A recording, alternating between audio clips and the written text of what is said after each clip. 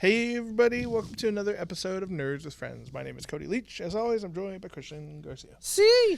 Sí se puede. I got to put my beanie on. Look at my hair. Yeah, it's all floofy. Sad news today. The Queen of England has died. We fucking finally got her. Revenge. Time is now for America to take over. Dude, the United now it's Kingdom. time to make the move. We're going to reverse colonize them. Yeah, pretty crazy. 96 years old. 70 years of queening. Of Queen. Yep. Yeah, it's a pretty good run. And it's weird because we knew one day it would come, but it's so weird. It's weird. Like, we just figured... I forgot that she was alive and a person, you know? Well, just because it's America. Like, what do we care? I But mean, I don't know. I feel like I should feel bad, but I don't. But I don't know. I mean... Yeah. I mean... 96, can't be mad at that. I guess. You know? Does that make me an asshole? I'm just like... Yeah. Queen of England died. It's like, Yeah, she was so what's for dinner? checking out her new half pipe on her BMX bike. Just fucking... Went out doing what she loved. Yeah, just did a half, like, fucking backflip. And, Yeah, tail whip, 960 or whatever, 920. We got some... We anticipated talking about Daredevil coming back into the She-Hulk after last episode. We actually did Disney Plus and their rumors ruined our episode. Yeah. And so we were like, oh, we'll record it one day late so we can watch it and talk about Daredevil. And then that didn't happen. Spoiler alert.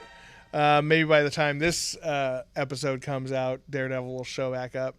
But we'll talk a little bit about She-Hulk and Lord of the Rings and some of the hate that these shows are getting, as two dudes talk about misogyny in television. I think. Yeah, I think which is why we have these props that make total fucking sense. Yeah. Yeah, producer Rick gave us some vintage Playboys, so these are kind of cool. I won't open any up because we don't want to get flagged on the old YouTubes. But man, or if we do, we'll just put it on the OnlyFans. Now would be a good time to start the OnlyFans. Yeah.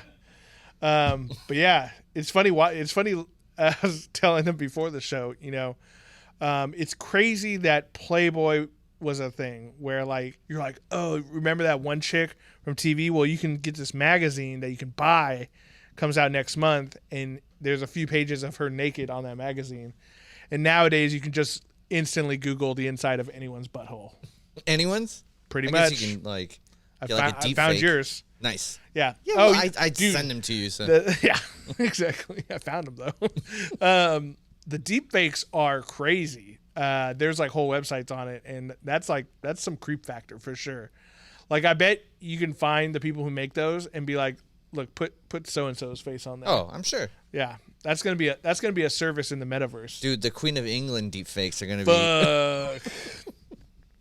make her all young and hot again.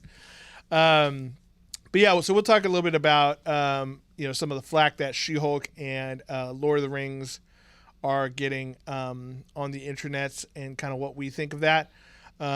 Spoiler alert, we don't think very much of it because those guys are assholes who do that. But before we do that, make sure you like and subscribe. Click the little buttons down at the bottom of whatever platform you're ingesting us on.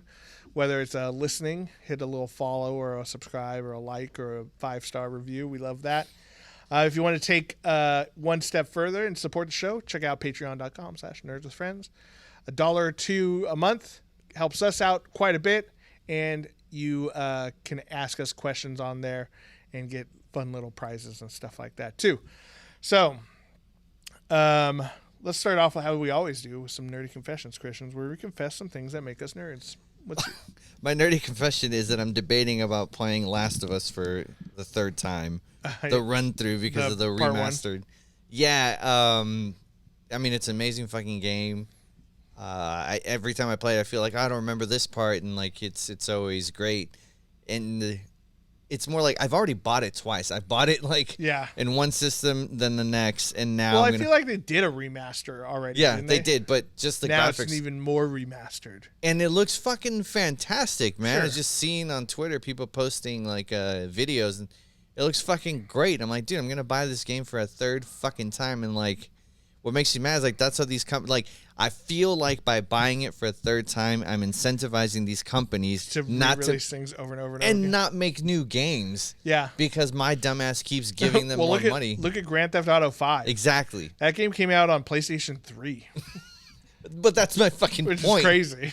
Is that like, they're like, well, why am I going to spend money in R&D? It's to like develop new software and make a new game when these dum-dums just keep spending money on what we've already made. Look at World of Warcraft. It's still going. It's still going. Same shitty graphics. I mean, that's a tough one because, like, don't get me wrong, that is one of the games I think that shaped modern gaming. And the first one, especially after playing the second one, like the first one was just so good, and it's hard to capture that level of storytelling twice. It would be fun to play again, but also that game is super depressing. Yeah. And so it's very hard for me to go back. From start to never stop. Yeah. Like the whole fucking game. Yeah, it's just like, oh, this is so sad all the time. My Nerdy Confession is in a similar vein, Christian. I recently started replaying God of War, I don't know what year that came out, 2018 something, the Norse mythology one. Yeah, I think so. Maybe you're right. Yeah, 4 years ago. In preparation for the new one coming out, I think it's November 9th. I was like, I should go back through and play that game again because I remember really enjoying it. And playing it a second time, I'm just like, God damn, this game is one of the greatest of all time. I replayed it last year and I beat it.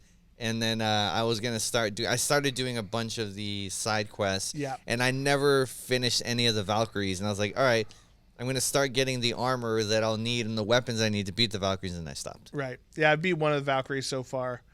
But then I went to fight the second one. I'm like, this is a little harder than it should be.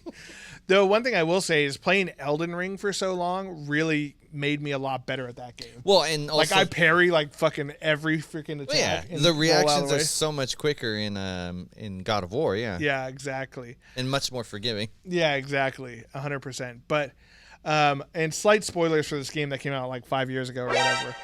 And Anthony, if you're watching, I know you haven't finished this game, so stop listening for a second. But I know he doesn't listen anyway, so whatever. But one of the greatest moments, I think, in gaming history is when he has to go. He finds out that his frost axe is not going to work in Helheim, and he goes back to his home and pulls out the Blades of Chaos. Mm-hmm. Dude, that scene was so good. And then, like, Athena shows up, and she's like, oh, you'll never escape. He's like, get out of my head. And then he goes outside and just fucking whips the chains of chaos around. That was, like, perfect. Because that game changed the God of War series for, like, completely. It was always... that weapon or the axe? The game itself. So, because if you remember the original God of War, you're always way up above Kratos. Almost not quite top down, but, like, really high up above him, and he's slashing the chains of chaos. It's all like really hack and slash. This game, you're much closer. It's much more intimate experience. Yeah. And it's kind of like a Gears of War perspective almost. And, you're throwing the axe and pulling it back. The combat's much slower and methodical. And then to bring the chains of chaos into that game, it was like, bringing us back to the roots of it. And, like, don't get me wrong, the axe is fucking sick. It's the closest we've gotten to having a really good, like, Thor game. That's where true. You're throwing the Mjolnir and it comes back to your hands.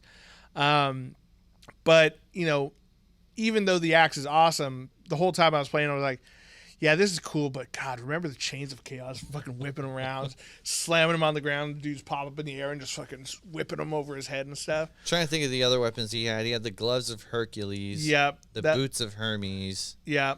I'm trying to think what else he had. Yeah, he had some sort of like whip thing at one point. Or like a grapple hook or something. Didn't he have Death's helmet? Something like that? I don't know. He had Medusa's head, I think, at one point. Yeah, I think so. All the classic Greek stuff. But yeah, anyway, the game is awesome. And like I'm trying to find all the secrets. I'm going to beat all the Valkyries this time. I never beat them my first playthrough. I beat like one or two of them, but not all of them.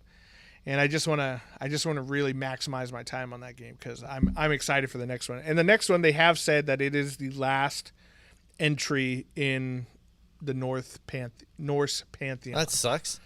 So I mean, it does unless they go somewhere else. Because I'm assuming they'll go somewhere else. But like in this first game, he didn't fight any gods.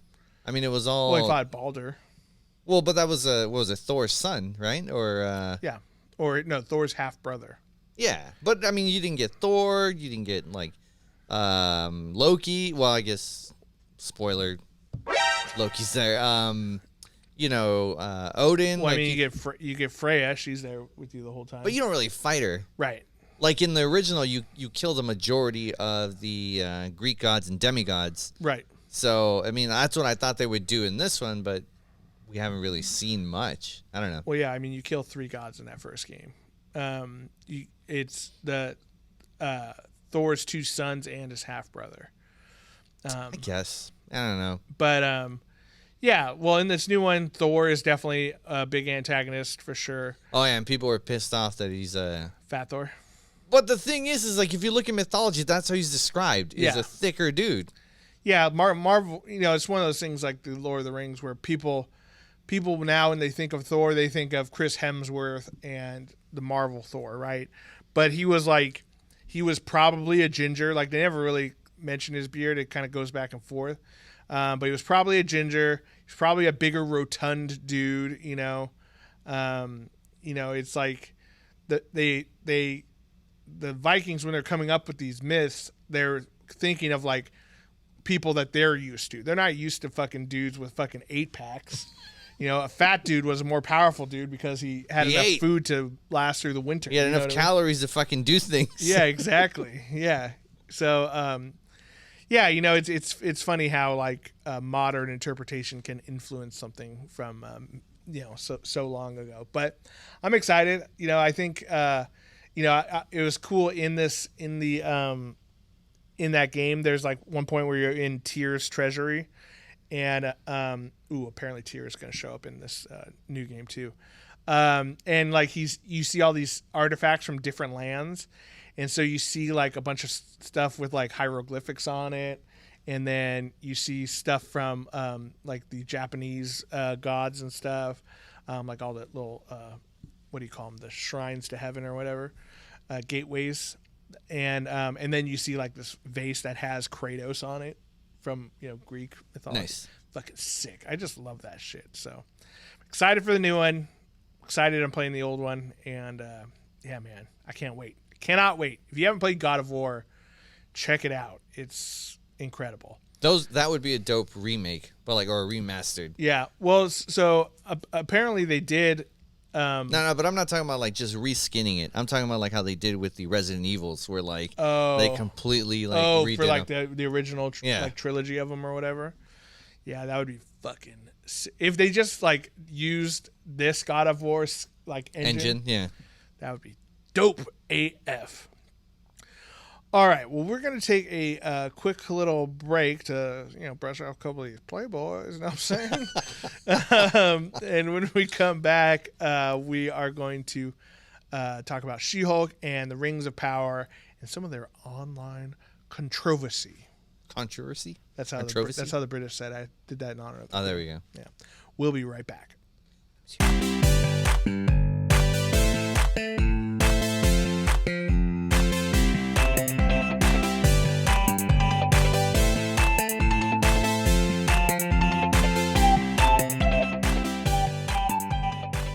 And we're back.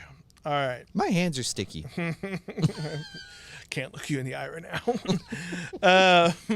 We wanted to talk a little bit about today. So this all kind of started because we were going to talk about Daredevil coming back into She-Hulk. Because I had read an article online and merely assumed what it was referring to, as most people do when they read the news online, and was incorrect. So basically, there was this interview with Jessica Gao, who is, I think she's like the director or showrunner of She-Hulk, and when asked if she had a particular favorite episode, she's like, episode 4 is going to be a fan favorite. And like she was saying that there's going to be a fan favorite character in it. But what I didn't read so I obviously being a huge Daredevil fan, assumed that Daredevil was showing up in episode 4, and I was like fucking juiced last night to watch it. But the full quote is, "Oh, there's so many episodes. I mean, I love all the episodes, and there's so many really special ones. I mean, episode 4, I think is going to be a fan favorite of everybody's, just because we get to see Wong in such a new light."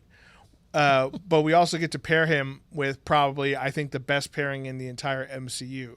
There's some upcoming episodes that feel kind of like bottle-ish episodes where you really kind of focus on this one story and we deal with things that you just haven't seen many superheroes deal with that feel very human and part of normal life, and I'm very excited to show. So they were talking about Wong dealing with Madison with 2 D's and a Y, or no, two S's, 2 N's, 2 N's, two N's, and a Y, but not where you think it's going to be or whatever. And I mean, she was delightful for sure. And the episode was kind of fun, but it was focused entirely almost on Wong, and She-Hulk shows up for just a minute. So that was kind of a bummer. I wanted more She-Hulk, but obviously we did not get Daredevil. And another thing, too, that I realized last night is that She-Hulk takes place in L.A., and Daredevil, obviously, is very much Hell's Kitchen, New York. So I wonder how that's going to... She's probably going to go to New York. Going to go to New York via Wong portal. Probably. Yeah. Anyway. Which, since we're talking about the episode, they... I know Marvel is not the best at being consistent, but... So all of Multiverse of Madness was how... was it America... Right? Was that her name? Yeah, America Chavez. Yeah, is the only being that could travel through the multiverse using portals, and then you have just a plain old human with the spinny little hands who's sending people through different. No, he's going to different dimensions, not different universes. Okay. Because that's like Doctor Strange's whole deal. Is he can go to the mirror dimension, Dormammu's the dark dimension, so. I must have missed that, but I was like, wait, they're not being consistent. Okay, so, you're right. Yeah, but it was kind of cool to see, like, some demon things come out, little demon, what would you call those, like demon cherubs? Yeah, I guess at first I was like, oh, are they rats? Oh, no, wait, they're goblins. Oh, no, wait, they're demons. Yeah, and they kind of, like, evolved. It's kind of fun seeing her actually do some, fun, action and stuff. So do you think the GOAT is Mephisto?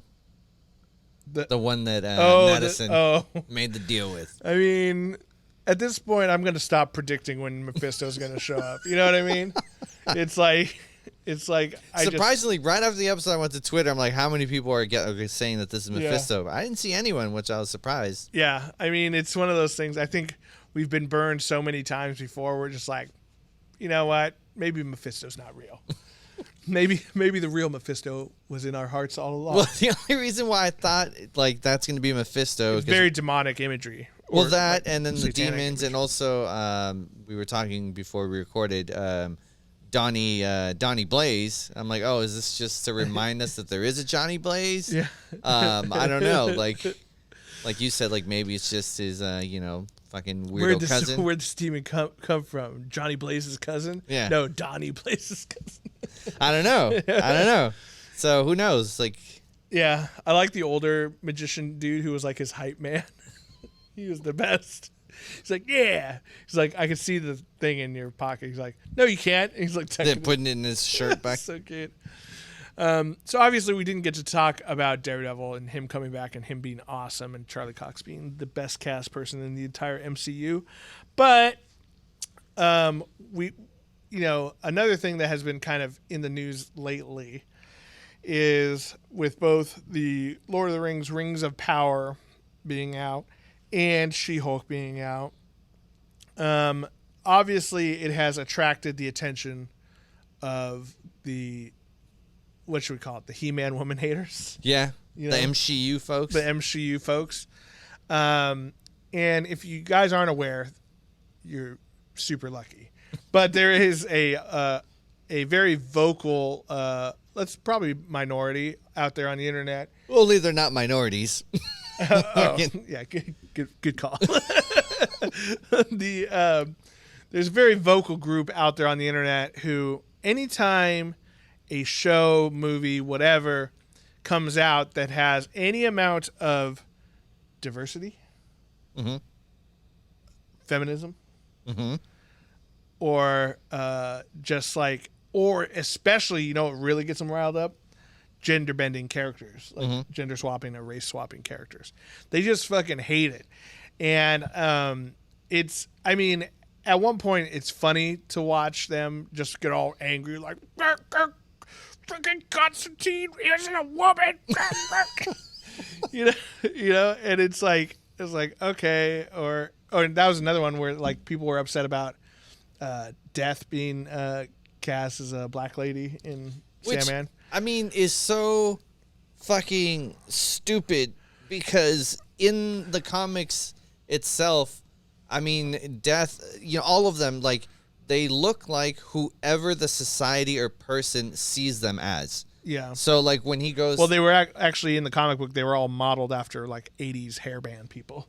When it's, like, generally speaking, yes. Yeah. But, like, when Dream is African, when they appear to people in the book. Yeah. When he's talking to people in Africa, he's black. He's like, hey, man, welcome to the beach. Yeah. So it's like, it's however you feel this persona looks like. Yeah. So it's just by audience default, it was just some 80s, Yeah, exactly. Fucking rocker or emo guy, whatever. Yeah, and it's like, who at the end of the day, who cares?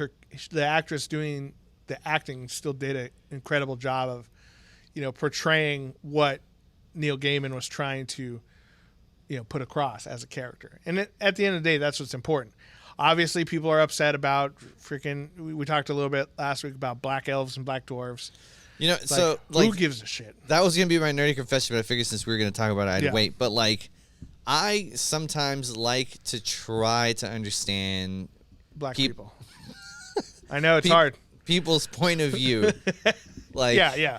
Well, like, I think to be a functioning member of society, you have to do that. You know, you have to try to put yourself in the shoes of someone else. So, like, I was like, okay, I want to understand why these people are hating the Rings of Power, which I'm not saying it's a perfect show. I think it's a good show. I've been enjoying it.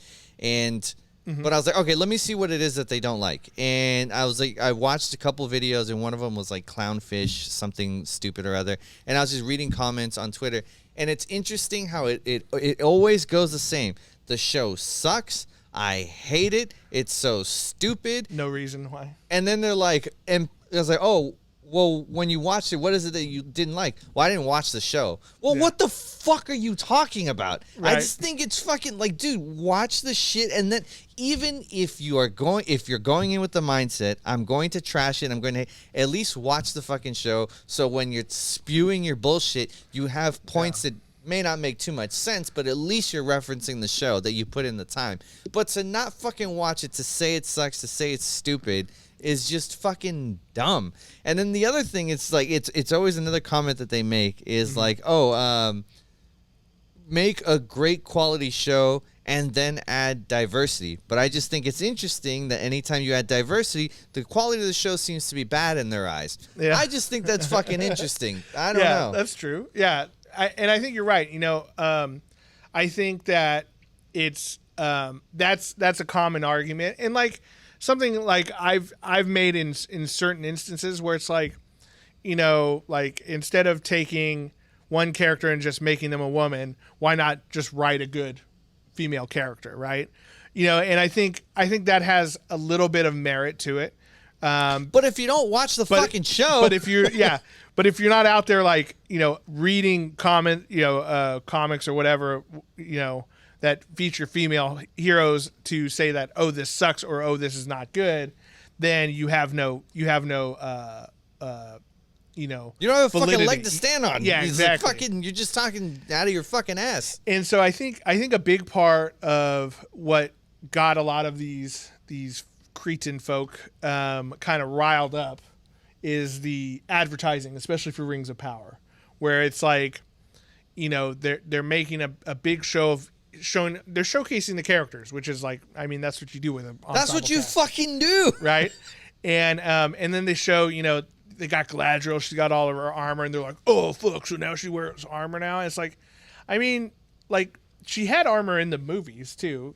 Like, remember when she goes like all when she's like tempted by the ring? Yeah, she's wearing armor in that scene. If everyone forgot that, But it's like they're anticipating a show that they're gonna hate, and so they don't even give the actual show a chance. Which I think it goes back to the whole judging a book by its cover. Which it's just fucking goofy. Sounds weird when we're surrounded by Playboys, and I mean that's kind of what you did with Playboys. But we judge them by what's inside. And just inside Yeah, is nice. So no, and the other thing is like people were like, I also think it's interesting when they obviously clearly hate something because of the person's skin color, but then they try to wax on other things to justify why they really hate it. But one of the things is like Princess, was it Dessa? Or yeah. Disa? So, I don't care what her skin color is. I hate the fact that she doesn't have a beard and she's this. And it's like, I was like, okay. And like you pointed out that it was a stupid line that Jackson wrote in by Aragorn. And then I looked it up. You're 100% fucking right. Yeah. You try to say that you're this huge fucking Tolkien fan. And all Tolkien said was that they were very similar in look and appearance to male dwarves. Yes, but more importantly is that the male dwarves are so protective of their females that they didn't want, because they were 1/3 in number, so they were overprotective, so they did not let them leave, which is fucked up. But they didn't let them leave the caves. But when Maybe they liked it in the caves. They fucking liked it in the kitchen. Yeah. But when they did leave, they were to dress as men so that they were people would not try to hurt them or harm them because their numbers are so low. Try to fuck them. Yeah, he never fucking said they had beards. Never fucking else. Let's try to wax and say well, that's not what Tolkien said. Well, that's not what Peter Jackson said. Everyone, watched those movies, and don't get me wrong, there's still stuff that I mix up from having read The Hobbit and having read The Lord of the Rings and watched all those movies.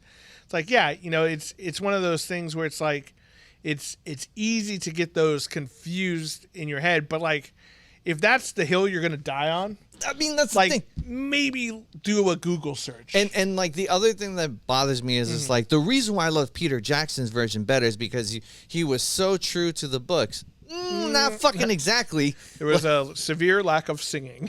Yeah. Not only that, most of the villains don't look like they do in the book. So if you're going to say that I don't like what they did here because it's not true, hate to say it, had a friend yesterday pointed out, and I confirmed it, that the orcs were supposed to look like Mongolians. Yeah. According to Tolkien, no one was mad about that shit. He made the Uruk-hai look like black people. No one was fucking mad about that shit. No, I didn't hear anyone fucking get mad about that shit. I mean, to me, they always look like lions or something, lion faces.